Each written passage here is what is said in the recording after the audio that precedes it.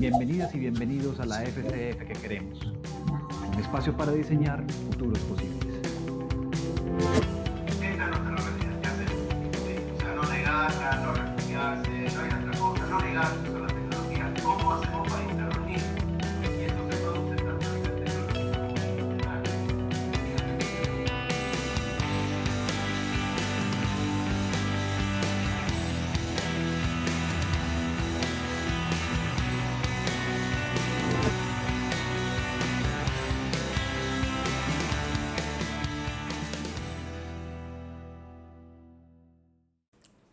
Un saludo muy especial para todas y todos. Bienvenidas y bienvenidos a este podcast, la FCF que queremos. Hoy vamos a tener como invitado especial al profesor Pablo Manolo Rodríguez, profesor de la Universidad de la UBA en Buenos Aires, y vamos a tocar el tema de gubernamentalidad algorítmica. Vamos a estar conectados porque él está en este momento en Argentina y esperamos que disfruten este contenido. Vamos a conectarnos. La Facultad de Comunicaciones y Filología tiene 7 pregrados, también tiene sus posgrados, ¿cierto? Yo mismo soy estudiante del doctorado en Comunicaciones y Narrativas. Eh, Todo el siglo XX tuvimos escuela de periodismo, luego estudios en las comunicaciones desde las relaciones públicas, y se creó el pregrado Comunicación Social Periodismo terminando el siglo XX. Eso para hacerlo como contexto. Iniciando el 2000, nuestros profesoras también, diseñaron 3 pregrados nuevos: comunicaciones, comunicación audiovisual y multimedial, periodismo. Eh, Seguimos ofertando en las regiones de Antioquia comunicación social, periodismo, porque uno de los retos va a ser que estos diseños curriculares sean multicampus. Entonces es pensar también los territorios, que esa será otras temáticas de discusión. Y creamos el pregrado en Filología Hispánica, que recoge los estudios en literatura, en lingüística, en las culturas. Y profe, pues yo he querido hacerte esta invitación especial para que conversemos acerca de gubernamentalidad algorítmica, porque uno de mis proyectos principales, no solo la innovación curricular, es que seamos líderes intelectuales y soberanos de la tecnología, pero también de los algoritmos y sobre todo los datos, en términos de la proyección de profesionales. Entonces te doy la palabra para que tú, en ese marco, desde tu experiencia y conocimiento y apuestas sobre la gubernamentalidad y algorítmica, pues nos puedas iluminar, ilustrar, dar un camino para que podamos sentar las primeras bases de diálogo que daremos profes y estudiantes para estos diseños. Buenísimo, perfecto. Bueno, muchas gracias por la invitación. Si hacemos eje en términos de gubernamentalidad algorítmica, podemos hacerlo como en mucho tiempo y haciendo clic en los links, tipo qué quiere decir gubernamentalidad, qué quiere decir algorítmica, nos llevaría mucho tiempo. Lo podemos resumir en lo siguiente. Es una propuesta de 2 autores belgas, Antoine Robray y Thomas Berns, y es de hace bastante tiempo, de hace 13 años. El texto original es de 2013. Pero ellos ahí vislumbraban, a partir de referencias a filósofos como Michel Foucault, por esta cuestión de la gubernamentalidad algorítmica, de la idea de gubernamentalidad, pero también echando mano a otros filósofos como Deleuze, como Gilles Deleuze, como Gilbert Simondon, para hablar de lo transindividual.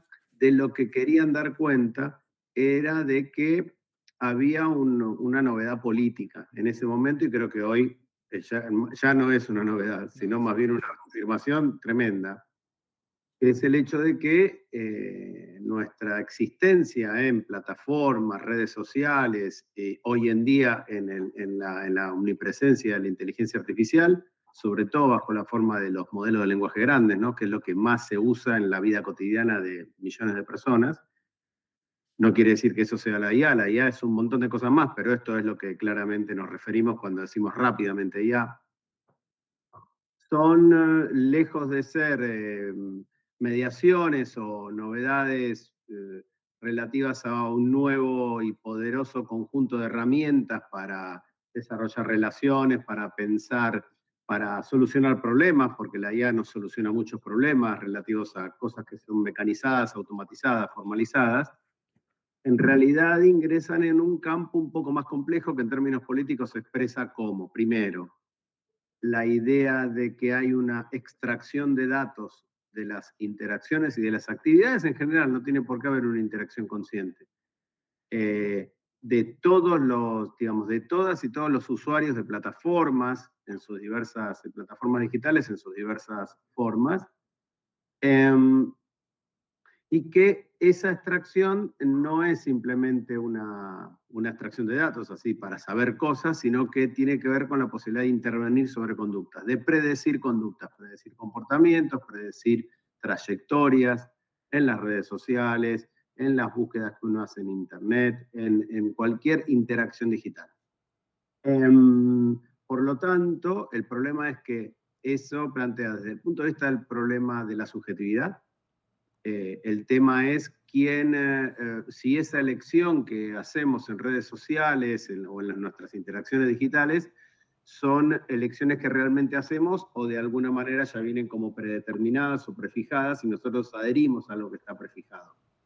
Prefijado de manera dinámica, ¿sí? No es un molde fijo, sino que justamente es dinámico porque la extracción de datos es constante, por lo tanto se produce cada vez más lo que llamamos perfilización o personalización. Y que la otorgamos nosotros voluntariamente, porque eso... La otorgamos nosotros voluntariamente y la deseamos en algún sentido. Entonces, el problema que se plantea en Rob Rivers es, bueno, es paradójico, lo deseamos, pero al mismo tiempo lo que estamos deseando no sería algo del orden de nuestra libertad, sino de alguna clase de sojuzgamiento, aunque la palabra suene fuerte, porque no estamos hablando de que no nos permiten hacer cosas, para nada, es lo contrario, es ordenar el campo de lo posible, ¿sí?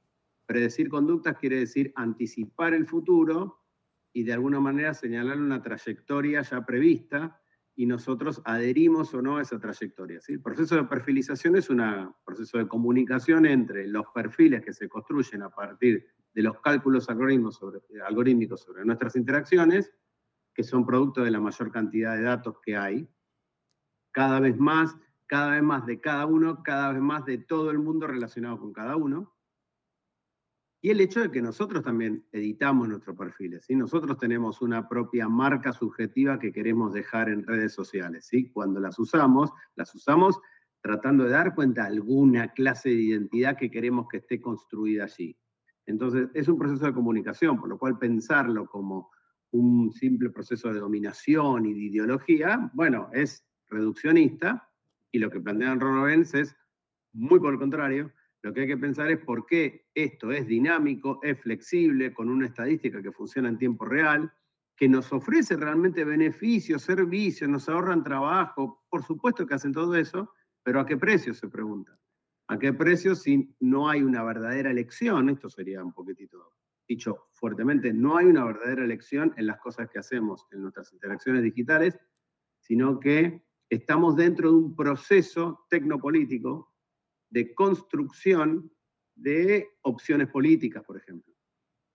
¿Sí? Que esto es lo que, uno de los ejemplos de esto es lo que se conoce como filtros burbuja o cámara eco, sí, que es el hecho de que en realidad nuestro mayor acceso a las opiniones de todo el mundo, el mayor acceso que tenemos a todo en general, a toda información en general que no teníamos en la vieja era de los medios de comunicación, por ejemplo, o incluso en la vieja era de Internet, porque las plataformas son una modificación de la estructura de Internet, eso no se manifiesta como una mayor libertad de elección. Entonces la pregunta de ellos es, bueno, si no se manifiesta como una mayor libertad de elección, cuando hay más información que nunca, ¿qué es lo que está pasando? ¿Cuál es el carácter político de la organización de estas plataformas? Y sobre todo que uno lo piensa como, como algo muy etéreo, pero finalmente está en la cotidianidad, o sea, cómo tomamos el transporte, cómo conocemos otras personas, cómo nos enamoramos, cómo compramos productos en el supermercado. Quisiera como que tocáramos un asunto que me parece muy interesante y es el tema del poder, ¿cierto? Porque pues datos en este momento uno lo podría acercar a una noción de poder. Yo considero, vamos a partir de una premisa, considero que el periodismo hoy más que nunca, creo yo, está vigente en términos de un ejercicio democrático, profesional, democrático y que lo he concebido siempre contra poder. Entonces ahí viene como la disyuntiva que quisiera plantear porque cuando uno habla de una innovación curricular y entonces cuáles van a ser los profesionales y entonces nos metemos como en unos imaginarios, pues entender qué es el poder, quién tiene el poder y cómo quizás los algoritmos también pueden entrar a jugar en ese asunto. ¿Qué profesional o cuál es ese perfil profesional? ¿Qué capacidades, qué habilidades deberíamos nosotros tener en cuenta para afrontar esos poderes del siglo XXI? ¿Sí me van a entender? Porque pues ser periodista en el siglo XX no es igual que en el Mm. siglo XXI. Ahora, ¿cómo debemos proyectarlo en términos claro, hay que hacer la academia, hay que hacer cursos, hay que proyectar cuáles serían esas nociones base para uno comprender si yo quiero hacer un ejercicio como profesional contra poder, ¿cómo comprender ese poder? Esa es como la pregunta que te tengo. Sí, es una pregunta muy interesante porque además no es solo respecto del periodismo, sino también en general, por ejemplo, las instituciones culturales o incluso de la academia, ¿no? Correcto. O sea, para que el periodismo sea un contrapoder, ¿no? Un cuarto poder, un contrapoder, suponía la idea del periodismo que el periodismo tenía un conjunto de reglas que eran aceptadas por la sociedad, Ok. ¿sí? Y que de alguna manera el periodismo estaba regulado también. O sea, se espera o se esperaba del periodismo que fuera una actividad que no estuviera completamente aliada a los gobiernos, sino más bien lo contrario. Luego de eso, obviamente, hay diferencias, o sea, por supuesto que las opciones ideológicas y la participación o sea, el periodismo forma parte del poder. O sea, al mismo tiempo que es un cuarto poder o que es un contrapoder, forma parte del poder. Es lo mismo. No habría poder sin periodismo, ¿sí? En términos de relaciones de poder. Es necesario. Sin embargo, creo que hay una transformación muy grande pensando en el siglo XXI, ¿no? Que ya llevamos un cuarto y Un parece cuarto. que quisiera hace 100 años que empezó el siglo XXI. Eh, Con pandemia incluida. claro, que lo que ocurre es que a mí me da la impresión, y lo digo también con cuestiones profesionales, yo soy periodista también de formación y trabajé muchos años en diarios, y incluso también alguna cosita en radio, o sea que me toca especialmente porque considero, esto para adelante, el periodismo es un oficio, Sí, es un oficio. Y uno no deja de ser periodista por más que no ejerza el periodismo, como me pasa a mí, digamos. Lo ejerzo puntualmente cuando me piden una nota, que yo, interpelado como académico, sé que hay una tonalidad periodística que no es la académica. Me doy cuenta porque tengo el periodismo en la cabeza y sé lo. Pero creo que hay un cambio fundamental que el periodismo tiene que el periodismo tiene que entender respecto de sus funciones históricas en la modernidad o en la idea de opinión pública, que es el viejo periodismo tradicional no es ya un medio de regulación de los discursos legítimos sobre la política, no es un medio de regulación exclusivo. ¿Sí? Esto le pasa lo mismo a la crítica, por ejemplo, en el espectáculo, la crítica es una forma de periodismo, pero también a la academia, digamos, ¿no? A las instituciones académicas, cuando justamente vamos a formar personas en periodismo. Perfecto. Tenemos dos problemas. Primero, la noción de formación y la noción de periodismo. Y en los dos casos lo que tenemos es una complejización de los mecanismos de regulación. Voy a dar un ejemplo muy concreto. ¿Dónde sí, ponemos los videos que hay en YouTube? Los videos que hay en YouTube, ¿somos objetos culturales? ¿Son objetos que pueden ser objeto de crítica, como es una crítica de una película, crítica de teatro, crítica de una serie, de una plataforma de video a demanda? Bueno, no. Claramente son objetos culturales cuya regulación no está prevista en una institución delimitada, ¿sí? ¿Esto qué quiere decir? También quiere decir que periodismo puede hacer cualquiera, lo cual no quiere decir que cualquier cosa sea periodismo. ¿Qué debería ser periodismo? Y debería ser algo que en algún lugar obedezca a esta idea del contrapoder, a esta idea de obtener una información que si no se obtuviera de ese modo no se obtendría. Pero entonces cuando pensamos eso, ¿qué pensamos de, por ejemplo, el periodismo de datos, que está tan de moda hoy hablar del periodismo de datos? Bueno, ahí creo que la cuestión fundamental que creo que deberíamos, pero yo lo pienso como periodista y también como académico, como persona que da clase de posgrado, que forma parte de instituciones académicas. Ayer, de hecho, tuve una reunión en la facultad donde estoy, que es la Facultad de Ciencias Sociales de la UBA, sobre una persona que vino, que está escribiendo una tesis de posgrado y dijo, bueno, ¿qué política tiene la facultad respecto de la IA? O sea, no estaba diciendo si iba a usar IA o no, estaba diciendo qué política va a tener asumiendo que va a usar IA. Bueno, creo que eso nos Declararlo permitiría... directamente, o sea. Hay que declararlo directamente porque hay que pensar que nuestras capacidades críticas o nuestras capacidades de elaboración no residen en negar el aspecto tecnológico, ni negar la realidad de que cualquiera puede hacer periodismo, porque al mismo tiempo un producto periodístico es algo que, por un lado, tiene características esenciales para ser producto periodístico, por el otro, lo que lo define como tal es que una institución, ¿sí? Una institución asumida como periodística dice que eso es periodismo. Asumir que el uso de las tecnologías no es un uso contra la profesión, sino a favor de la profesión. Pero para poder hacerlo tenemos que tener una conciencia crítica. Esto es, tenemos que pensar en términos de gubernamentalidad algorítmica. Tenemos que pensar, por ejemplo, que los datos con los que hacemos periodismo de datos, la primera pregunta es cómo se obtuvieron esos datos, cómo se elaboraron los sesgos a partir de los cuales están esos datos, que seguramente los hay, y que no se diferencian mucho de las viejas preguntas del periodismo, ¿no? Si a mí me pasan una información como periodista, no voy a pensar, uy, qué bueno descubrí esto. Lo primero que pienso es, ¿por qué esta persona me está pasando esta información y qué hago con eso? O sea, me la está pasando porque yo estoy participando de una relación de poder X. Bien, esa idea de sospecha básica, lo mismo lo tenemos que aplicar a los datos. ¿Por qué es importante esto? Porque justamente las instituciones de la gubernamentalidad algorítmica, que son las plataformas,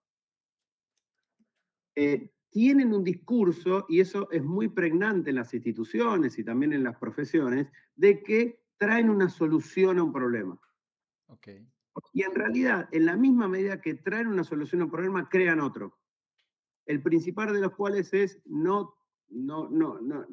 sería muy nocivo, aunque eso es lo que está pasando hoy masivamente, o sea que de acá al futuro, a las futuras profesiones es lo que tenemos que pensar, no podemos delegar cuestiones en la inteligencia artificial.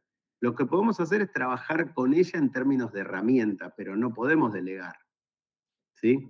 No podemos pensar que si nosotros, que nos ofrecen un programa que funciona fantástico, o un entorno, o un programa de modelo de lenguaje, que funciona bárbaro, entonces lo puedo usar porque hace todo, que es en la que estamos hoy, ¿no? Todo, creo que en general todos estamos sorprendidos de todos los avances que se produce diariamente. Perfecto. Pero eso es un avance que es tecnológico, a la vez social, porque efectivamente los algoritmos están cada vez mejor entrenados por todos, pero eso no quiere decir que justamente la acción de entrenar, ¿sí?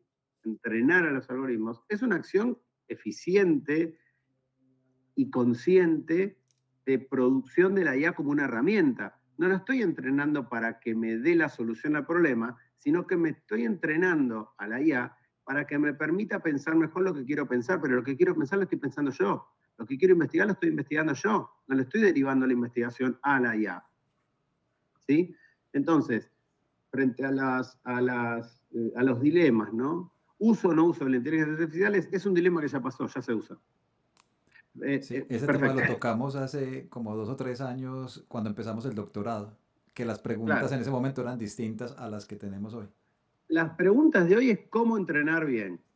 La pregunta hoy es, esto es lo que por ejemplo charlamos ayer en esta reunión, es cómo entrenar bien. Entrenar bien supone que uno está usando la IA como herramienta y efectivamente la posibilidad de hacer minería de datos con lo que hay hoy es increíble, pero no podemos desconocer que eh, no estamos utilizando datos que son neutros y que son parte de toda la realidad como antes se podía pensar en una biblioteca infinita, ¿no? Tipo, tenemos acceso a la información de todo, es genial, sino que todos esos datos están construidos y hay datos para ciertas cosas y para otros no. O sea, hay una acción, si se me permite, en términos periodísticos, completamente editorial en los datos que se pueden entregar. Entonces, hay una responsabilidad en la profesión, en el oficio, que tiene que ver con entrenar, tiene que ver con también el modo de construcción de datos. Y eso tiene que ver con algo que también es muy complejo, que es no podemos delegar toda la acción técnica en el cumplimiento de un dispositivo informático que por estar automatizado puede solucionar todo, porque ese es el principio de la delegación sin crítica. ¿no? Sino que tenemos que incluso, aunque suene raro, saber mínimos elementos de programación y poder interpretar, no sé, datasets, poder hacer una tarea que sea un poco técnica, sin pretender que seamos informáticos, Sí, sí, lo que aquí porque llamamos eso, ingenieros de sistema, pues, o sea, el informático que tiene que uno saber exactamente cómo programar la herramienta, digamos, tecnológica, claro, pero sí entonces a mí me conocerlo. parece que es muy importante saber cómo funciona la herramienta, Ok, porque así la vamos a usar como herramienta, porque si no es sí o no, ¿sí? Si no nos queda una opción dicotómica. O la usamos o no la usamos, porque si la usamos en realidad no vamos a poder decir nada distinto o no vamos a ver cómo poder deconstruir eso. Si no la usamos, bueno, quedamos afuera.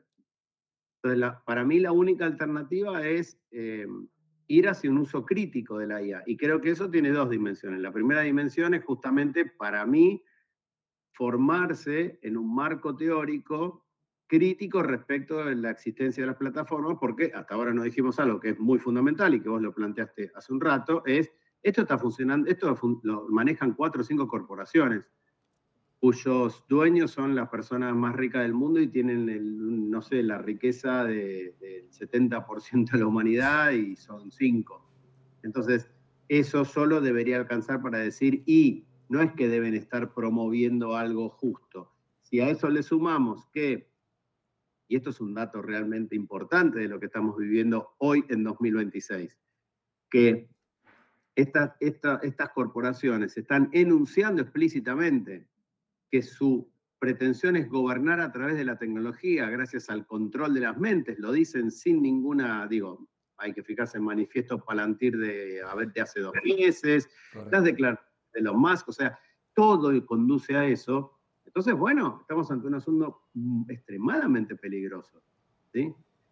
Digo, yo vería Sí, estas la expresiones como discusión de usarlo en la guerra, si puede atacar, si dejamos que ellas solas ataquen o no, eso es muy claro, delicado. pero entonces eso es un problema muy grave, eso no podemos, entonces no podemos decir que después, no sé, cuando usamos ChatGPT o Claude o lo que fuere, no quiero hacer publicidad, pero todos sabemos cuáles son, Sí. bueno, no tenemos que olvidar que detrás de eso está ese discurso. Ese discurso está porque lo plantean, no es que lo estamos suponiendo, ¿sí? Entonces, al plantearlo, decir, bueno, si algo del diseño técnico, si algo en el diseño técnico de las plataformas expresa esa intención política, entonces lo primero es cómo está construida la plataforma, dónde está esa intención política dentro de la construcción de plataforma. ¿Sí? Eso es una primera cuestión. Y después una segunda cuestión es poder investigar cómo funciona y cómo se puede intervenir y su funcionamiento, incluso para generar funcionamientos alternativos. O sea, por ejemplo, ¿cómo se puede generar un periodismo alternativo? Bueno, una de las formas de pensar un periodismo alternativo es un periodismo que pueda, por ejemplo, construir eh, bases de datos diferentes, procesamientos algorítmicos diferentes, y para eso obviamente no basta el periodismo, justamente se necesitan cuestiones relativas a la programación, relativas a un conocimiento informático y relativas a un conjunto de instituciones que promuevan eso. ¿Sí? Entonces, Por ahí me va una parece pista para el perfil profesional. o sea, hay que crear instituciones para eso. Esas instituciones son nuevas, hay que crearlas, porque por ahora creo que lo que estamos viviendo, quienes estamos en este mundo, en el 2026, es un enfrentamiento, una contradicción muy grande entre las instituciones de formación, entre los oficios tal como se plantearon hasta ahora, y un avance tecnológico que dice que se lleva puesto a todo eso. ¿Sí? Sí. Esto es que no dice, cuyo planteo no es, esto nos va a servir para potenciar las cosas que hacen las instituciones, sino que vienen a decir, vamos a reemplazar estas instituciones. Y eso no lo podemos aceptar todavía hoy. No las pueden reemplazar. No. Porque ¿cómo nos imaginaríamos formarnos sin estas instituciones? ¿Qué sería? Vamos a hacer cursos virtuales ofrecidos por Palantir. Eso es lo que vamos a hacer. O sea, no, claramente. Pero bueno, en eso también hay que escribir en la manifiesta voluntad, por ejemplo, del vicepresidente de Estados Unidos, de decir, bueno, yo soy de Argentina, soy argentino, así que saben cómo esto cómo se lo estamos viviendo con nuestro gobierno, creo que en Colombia también va a empezar a Vamos pasar, poco a poco, sí. van Poco. ahí, con el resultado de las últimas elecciones, Sí, desde el punto de vista político estamos muy complicados porque el poder político hoy quiere destruir estas instituciones de manera explícita. Quiere destruir las instituciones donde se forma pensamiento crítico. Lo dicen. No es que estoy interpretando ni que estoy no, es haciendo... explícito, sí, eso es correcto. Entonces, bueno, lo primero, ¿qué perfil vamos a formar para el futuro? Un perfil donde esto sea absolutamente inaceptable. Primero, uno, absolutamente inaceptable. Luego, esta es nuestra realidad. ¿Qué hacemos? ¿Sí? O sea, no negarla, no refugiarse, no ir a otra cosa, no negar su uso de las tecnologías. ¿Cómo hacemos para intervenir? Y eso se produce tanto a nivel tecnológico como institucional. Efectivamente hay que adaptar las instituciones a estas tecnologías, pero es adaptarlas críticamente y tratando de ser protagonista del proceso, no incorporando críticamente un paquete que ya viene dado, que es algo en lo que efectivamente hemos cedido mucho porque la pandemia generó esta especie de, aquí en Argentina, y supongo que en Colombia también y en todo el mundo, lo que pasó es lo que aquí decimos, manoteamos cosas, ¿sí? De pronto había que hacer un curso virtual, a nadie se le ocurrió que se podía hacer un sistema de videoconferencia que no fuera lo que las grandes corporaciones ofrecían. Y en realidad no era tan difícil, se podía hacer, pero no se hizo. Entonces, ¿eso qué generó? Y generó un monopolio de facto, Claro. que ya existía y que la pandemia lo potenció. Y lo que potenció también en términos de gubernamentalidad algorítmica es el hecho de la virtualización forzada, digamos, de casi todos los vínculos, ¿sí? Virtualización forzada en el sentido de que tenía que pasar por un dispositivo digital. Y si pasa por un dispositivo digital, pasa por minería de datos, extracción de datos, minería de datos, conformación de algoritmos, perfilizaciones a partir de eso. Entonces comienza la rueda de manera constante, no solo en un oficio, sino justamente lo que veníamos hablando antes, para, no sé, para conseguir pareja, para conseguir un auto, para conseguir lo que fuere, todo pasa por algún tipo de actividad sometida, entre comillas, a la voluntad Y que algorítmica. tiene una transacción también Que tiene una financiera. transacción monetaria porque justamente una de las cosas que no ocurrió hasta ahora, y por ahora es difícil que ocurra, es que los poderes políticos centrales, o sea, los gobiernos y los que de alguna manera determinan las leyes, no se pusieron a pensar que, por ejemplo, las plataformas, las interacciones de manera masiva deberían ser consideradas, por ejemplo, un bien común. Sí. Estos son inalienables. Y esto es, ¿qué quiere decir? Inalienables y que no puede ser el lucro de una corporación, o sea, la idea de lucro, el único criterio, cómo se construye una plataforma. Bueno, nuestro momento político actual no permite pensar que hay, más allá de los buenos oficios de la Unión Europea, que haya una idea de, che, esto hay que regularlo, ¿sí? Hay que regularlo, pero no porque regularlo no quiere decir, como hoy se plantea, y que me parece de manera muy errónea, regular no quiere decir frenar, quiere decir ser consciente de ese avance. Sí, sí, profe, profe Pablo, te quiero proponer para seguir en este diálogo, en esta conversación, porque em, hace muy poco estuve en el concierto Ecos de Soda Stereo, soy fan desde muy chico, Ah, de rock interesante. nacional argentino. Viví en Buenos Aires un año y luego en San Miguel de Tucumán, en San Juan de Cuyo. Bueno, tuve la oportunidad en el 2000 y 2001, hace 25 años, Oh, ¿en de qué vivir en momento de la Argentina. Argentina, además? ¿Qué momento de la Argentina? Duro, duro, duro porque viví el corralito y bueno, toda esa historia. En fin, pero para contarte que Cerati ha atravesado pues gran parte de mi juventud y fui a Ecos y Ecos tenía una puesta en escena donde Gustavo Cerati es un holograma.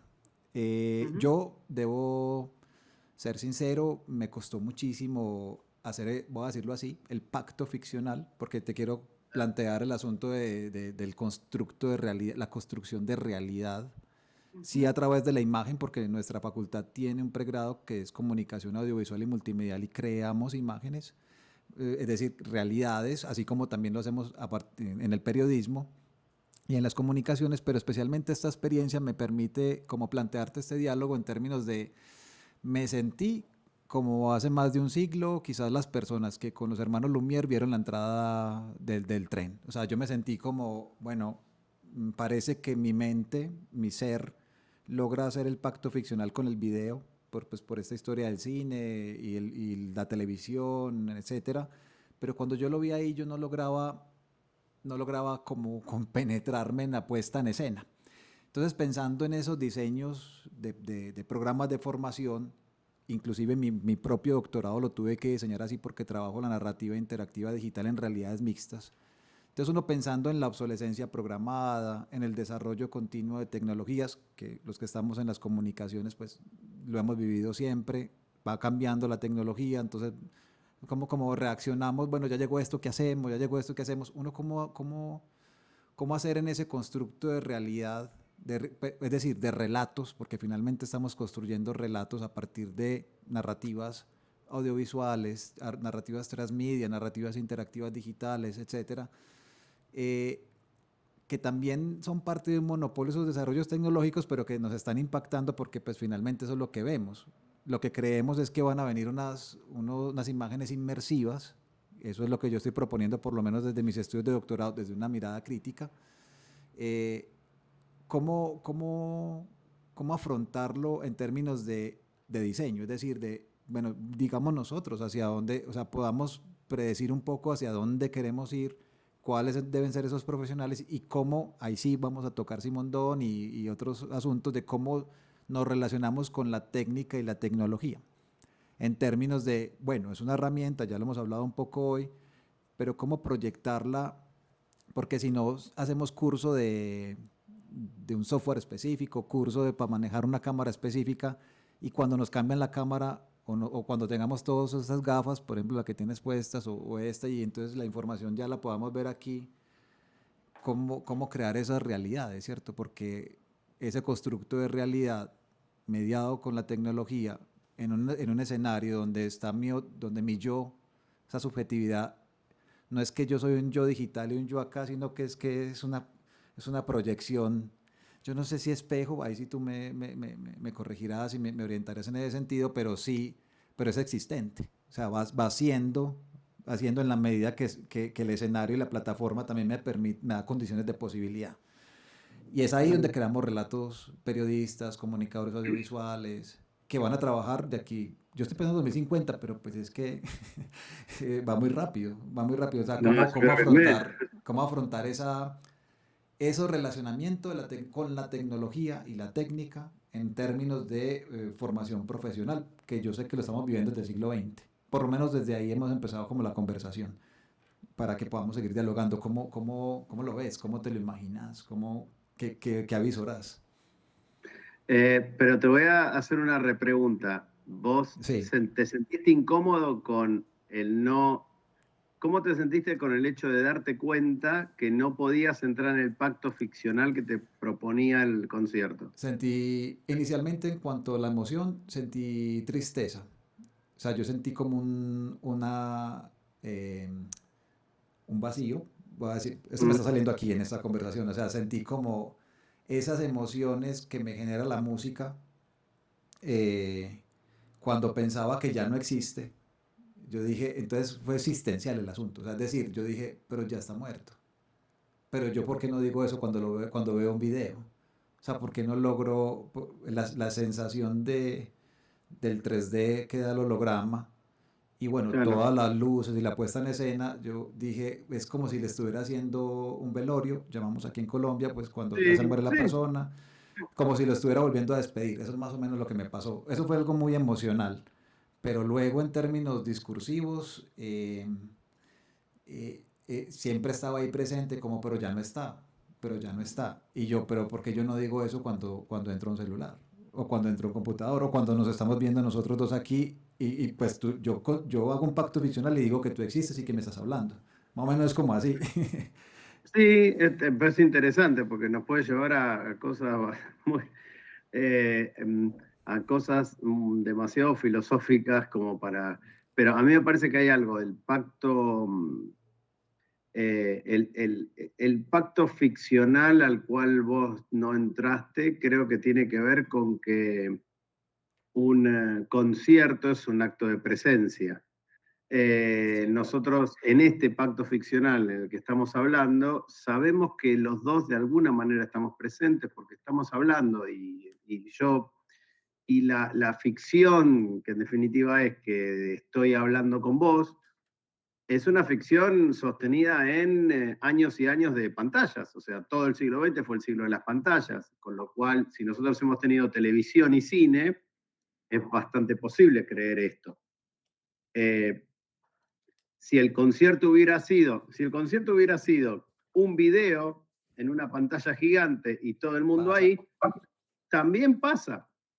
El problema es que el holograma intenta salir de la pantalla y que hay otros que están fuera de la pantalla porque Charlie Alberti y Zeta Bosio sí están. Sí están. Entonces, creo que a lo mejor eso puede ser útil para pensar el problema de las realidades inmersivas. Esto es, no, igual que la lógica de lo que dijimos antes, suponer que la realidad inmersiva va a reemplazar la experiencia del cuerpo es ridículo. Salvo que aparezcan inteligencias artificiales dotadas de un cuerpo, cosa que por ahora no está pasando y que estaría siendo complicado que pase, porque estamos tocando un límite bastante complicado que tiene que ver con, bueno, al fin y al cabo somos seres biológicos, ¿sí? Lo cual no quiere decir que el progreso, el avance, la complejización de las tecnologías lleven al hecho de que haya cada vez más, vamos a decirlo así, vida artificial, digamos, vamos a decirlo de este modo, ¿no? Vida artificial, ¿sí? O sea, vos estabas viendo un Gustavo Cerati artificial que no lograste traspasar el pacto de la ficción, como uno hace, por ejemplo, cuando va a ver una obra de teatro. Sí, pero... Cuando uno va a ver una obra de teatro, ahí están las personas presentes y todos sabemos que son actores. Pero si yo estoy pensando todo el tiempo que bien que está actuando, no puedo ver la obra porque tengo que aceptar el pacto ficcional según la cual estoy viendo a una persona que es la de la obra de teatro a la que le está pasando algo. No puedo estar pensando que es un actor jugando un personaje. Si lo pienso, me voy de la escena. Claro. Voy a ver una película, no puedo pensar, mirá cómo hizo el montaje. Bueno, entonces no puedo seguir la trama de la película. Entonces, ¿qué pasa con el holograma? Que vos sí estás viendo el equivalente del montaje o el equivalente de la situación de actuación. Estás viendo la costura, digamos, por decirlo de alguna Claro. Pero pensémoslo, por ejemplo, claro, eso es un concierto y tal, pero hasta ahora hemos visto, por ejemplo, documentales o fotografía en la guerra. Es decir, nos hemos acercado a realidades a través de la tecnología que tuvimos en el siglo XX, que era el video, que era la imagen fija, pues la fotografía, ya pues hoy es imagen fija, que es digital, pero vendrán narrativas inmersivas, que no van a hacer desaparecer las anteriores, pues eso sí está claro, vamos a convivir con esas tecnologías, pero al fin y al cabo nos van a permitir experimentar realidades distinto a como lo vimos en el siglo XX. Es ese como el asunto y entonces mi yo se sigue transformando en esa conexión con esa nueva tecnología. Es como lo que te quiero plantear. Ahí va. No, es eso, es temas de relacionamiento con la técnica y la tecnología en términos de relatos que reproducen realidades. Y obviamente, pues, no vamos a entrar en el tema de la discusión del valor, porque ahí sí nos alargamos mucho, pero sí que nosotros como profesionales de las comunicaciones, pues estamos abocados a narrar, a contar, y lo hacemos con tecnologías. Entonces ahí vienen unas que sería interesante como avisorar hacia dónde vamos. A ver, voy a tomar lo que dijiste, Listo. Reproducir realidades. Yo creo que en la realidad inmersiva lo que estamos haciendo es producir realidad, no reproducir. Esa es una primera cuestión. Cuando yo estudiaba la carrera de comunicación, hace muchos años, la principal cosa que uno aprendía es cómo se construía el acontecimiento. O sea, no es que hay una noticia, ¿sí? No. Hay un hecho. Hay un hecho y es construido como noticia, es construido como acontecimiento de acuerdo a diversas variables, ¿sí? No hay que decir mucho. Del modo en que contemos algo supone que es lo que se entiende de ese algo. Estamos en narrativa. Y eso quiere decir que la pretensión de realidad, esto es el hecho de que uno está narrando algo que de todas maneras ocurrió, o sea, que hay algo ahí afuera del relato, es también en algún sentido una metáfora, una ficción en todo caso, ¿sí? ¿Por qué? Porque nosotros no tenemos acceso al hecho, solo tenemos maneras de construir ese hecho, a partir del cual, ¿sí?, ocurre un hecho y justamente el periodismo hace eso. Entonces, ¿qué podemos pensar? Podemos pensar que las realidades inmersivas es otra herramienta para producir realidad del mismo modo en que lo pudo haber sido en su momento una cámara, un acto de escritura, ya sea con una computadora, a mano, lo que fuere, Sí. pero es una tecnología, es lo mismo que con la IA.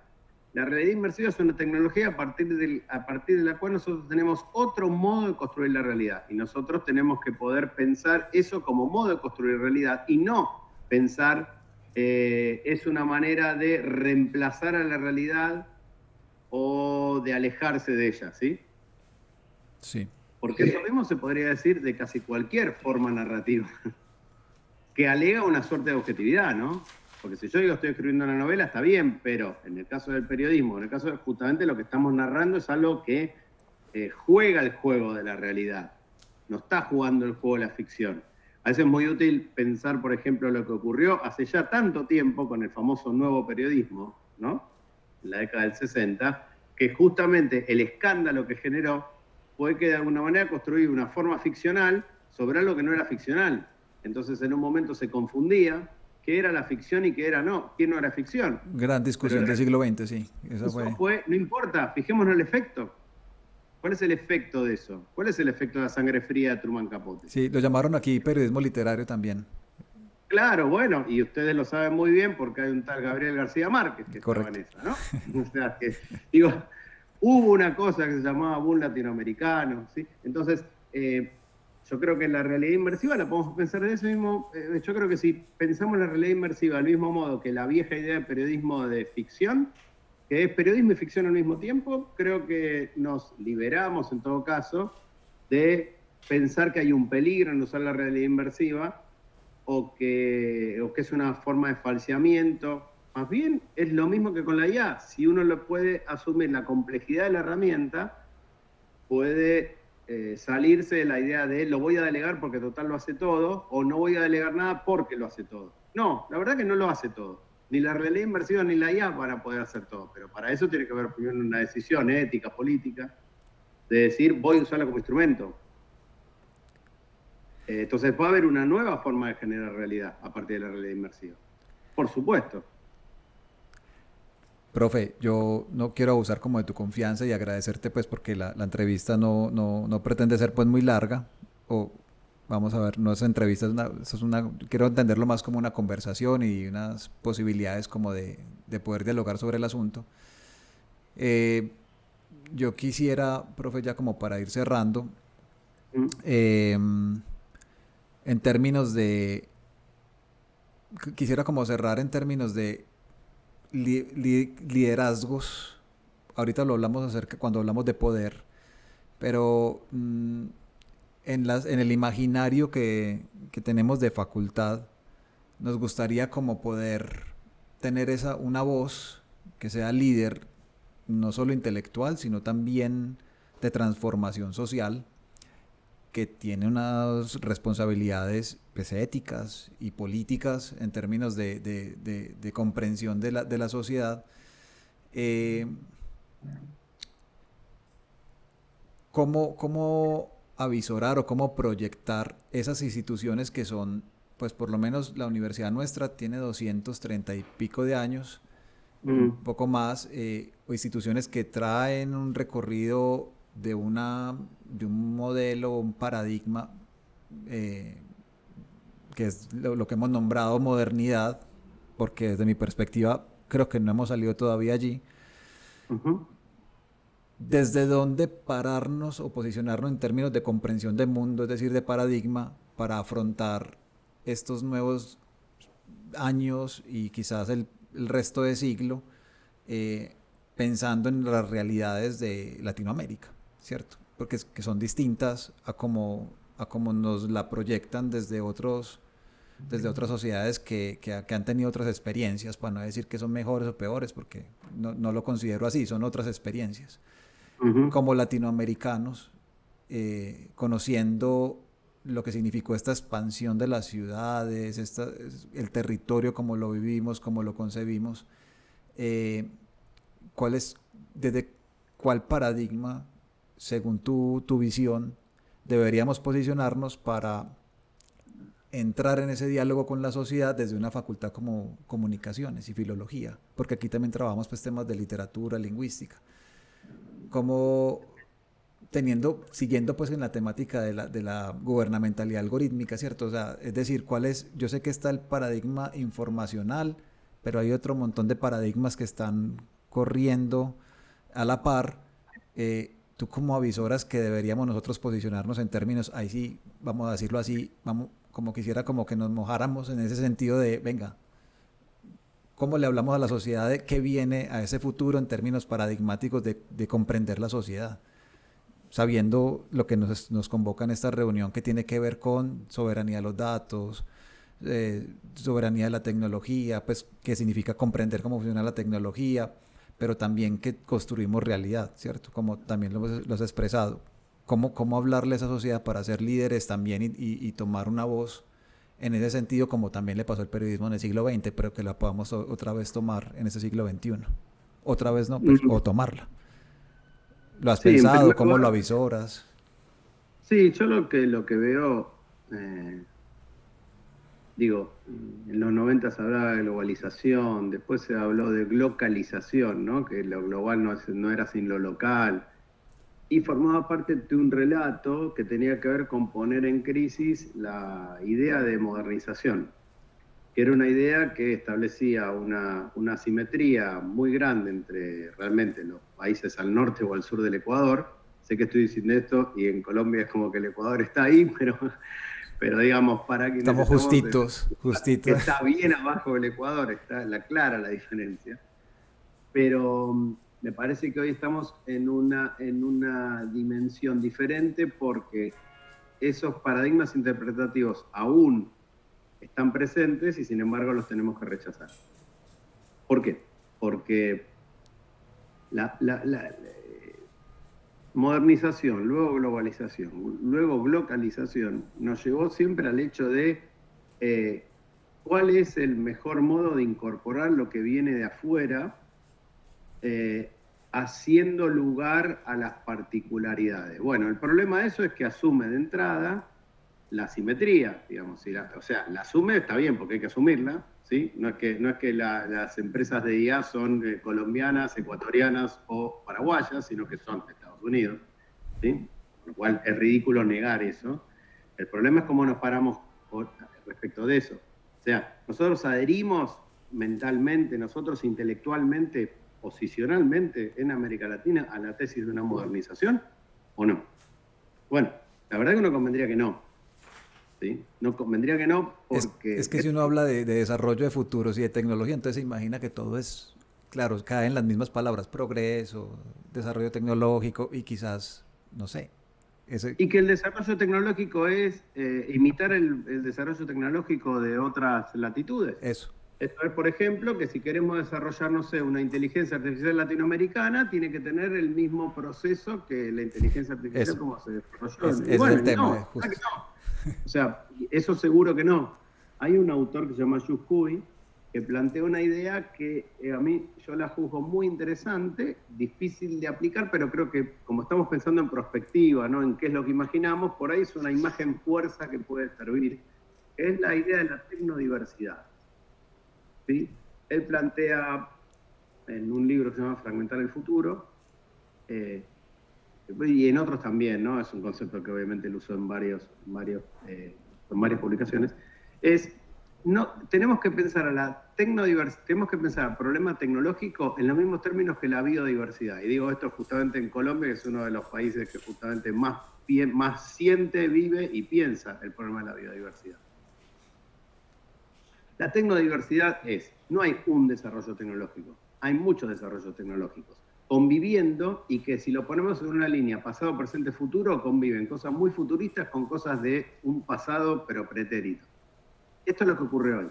Pasado pretérito es un poco repetitivo, pero un pasado lejano, eso quise decir. Sí. Un pasado lejano y un futuro que todavía no conocemos. Conviven esas cosas, ¿sí? Pensemos, no sé, qué sé yo, la manera en la cual los procesos de inteligencia artificial se desarrollan combinan machine learning, donde los sistemas hacen 40 millones de parámetros que ningún grupo de seres humanos podría armar para poder hacer un procesamiento del cual ningún ser humano puede dar cuenta, porque es una caja negra y es una complejidad inimitable. Eso convive con quienes están etiquetando los datos para alimentar esa inteligencia artificial, están trabajando como en la Edad Media o en el siglo XVIII, ¿sí? Por 2 pesos, 20 horas por 20 día. horas. Entonces Terrible. eso es lo que está ocurriendo. Entonces el problema es la idea de tecnodiversidad de Huy quiere ir a la cuestión de no hay por qué pensar que el desarrollo tecnológico es el que se nos presenta como el que avanzó más porque logró más resultados en esa trayectoria tecnológica. Sí, Entonces, como que sentimos que nunca antes en la vida habíamos tenido tanto desarrollo y quizás cada ser humano en su momento sintió ese envión de la tecnología. pero además que ese desarrollo no es el único posible de ese mismo desarrollo, ¿sí?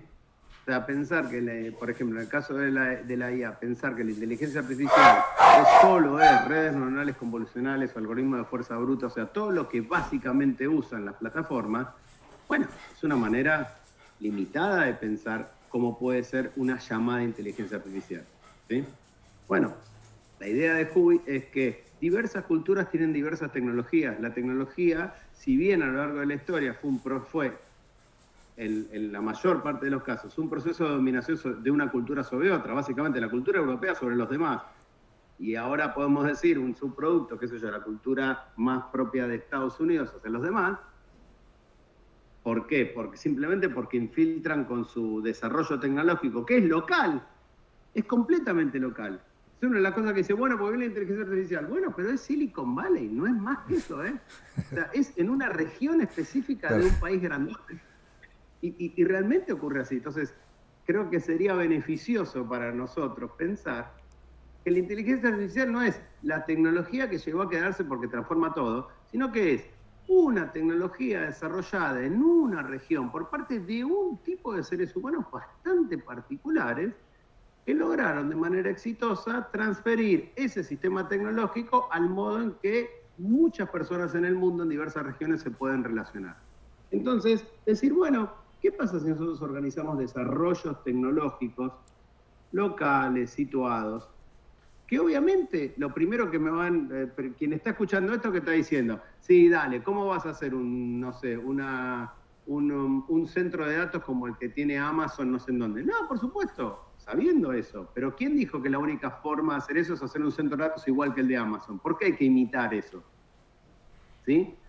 Pensemos eso. Entonces, la tecnodiversidad de Huy dice, si bien, reitero, la tecnología funcionó como un proceso de poder entre una cultura y otra, lo que tenemos que pensar es que cada cultura tiene su propia tecnología y por supuesto pensando que la cultura es algo móvil, no que la cultura es algo que está, la cultura tal es.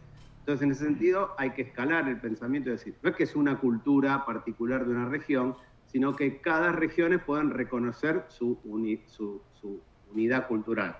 En el caso de Latinoamérica, creo que tenemos suficientes elementos para pensar en una unidad cultural de nuestra región. Bastante. Digo, si pensamos cómo son las cosas en Asia, cómo son las cosas en África, en Europa, en Oceanía incluso, vemos que efectivamente hay situaciones, hay una historia que es parecida en muchos aspectos, hay una cantidad de problemas que son parecidos. Entonces, nuestra responsabilidad es pensar la tecnodiversidad en términos de Huy, pero no en términos de la excesiva localidad del asunto, ¿no? La excesiva de, bueno, entonces pensemos todo en pequeño. No, pensemos en grande.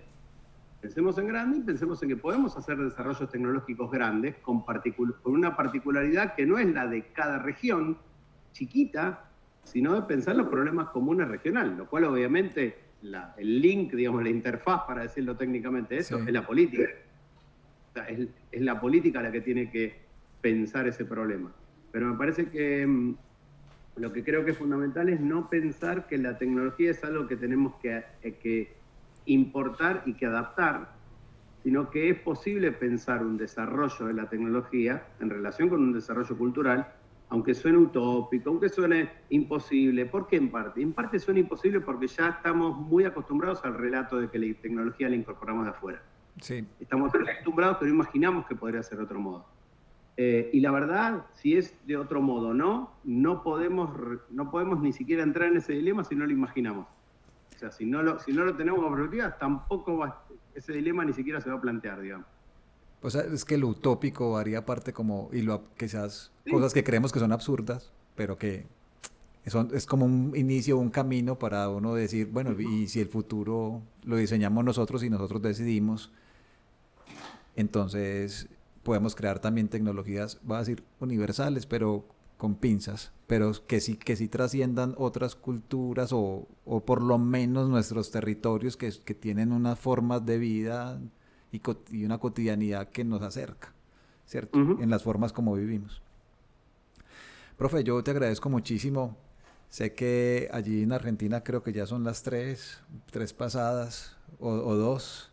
2 pasadas. Entonces ya, si no has almorzado, creo que ya es hora de almorzar.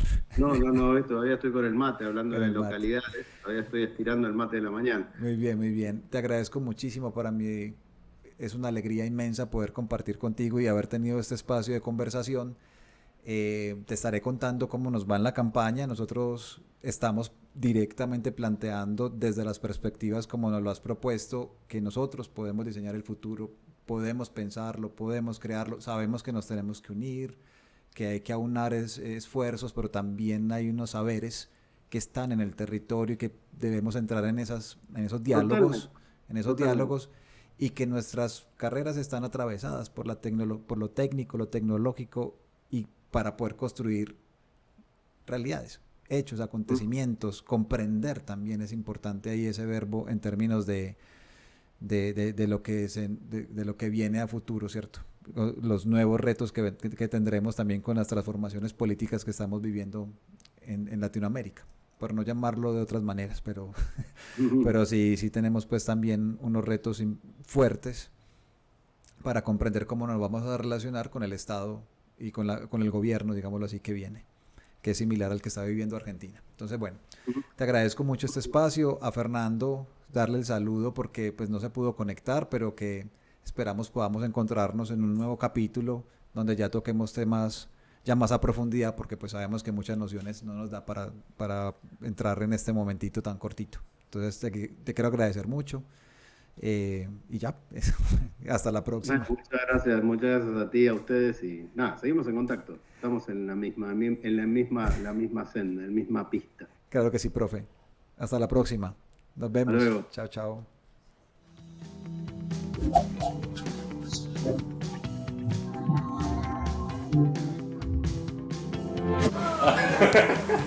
yo me quedo afuera, como modulero. Y más hablamos de Lo que yo iba a hablar de receta.